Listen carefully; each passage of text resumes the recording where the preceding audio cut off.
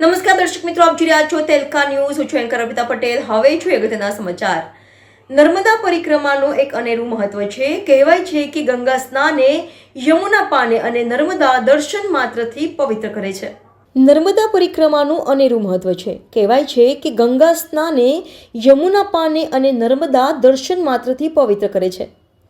નર્મદા વિશ્વની એકમાત્ર એવી નદી છે કે જેની પરિક્રમા કરવામાં આવે છે. દર વર્ષે 3 લાખથી વધારે શ્રદ્ધાળુઓ મધ્યપ્રદેશમાં આવેલ માં નર્મદાના ઉદ્ગમ સ્થાનથી નર્મદાની અતિ કઠિન ગણાતી પરિક્રમાનો પગપાળા પ્રારંભ કરે છે. હવે વાહનો મારફતે નર્મદાની પરિક્રમા કરતા શ્રદ્ધાળુઓની સંખ્યામાં પણ વધારો થયો છે.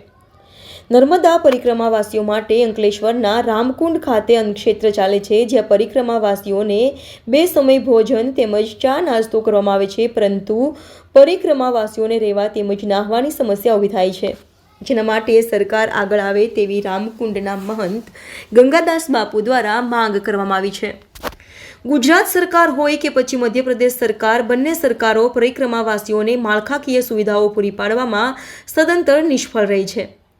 પરિક્રમાવાસીઓ ચાલી શકે તે માટે પાથ બનાવવામાં નથી આવ્યા કે પછી નથી બન્યા શૌચાલયો. વર્ષો પહેલા પરિક્રમાવાસીઓ માટે નર્મદા પથ બનાવવાની અને ચોક્કસ અંતર પર વિસામો માટે બેઠક વ્યવસ્થાનું પણ આયોજન કરાયું હતું.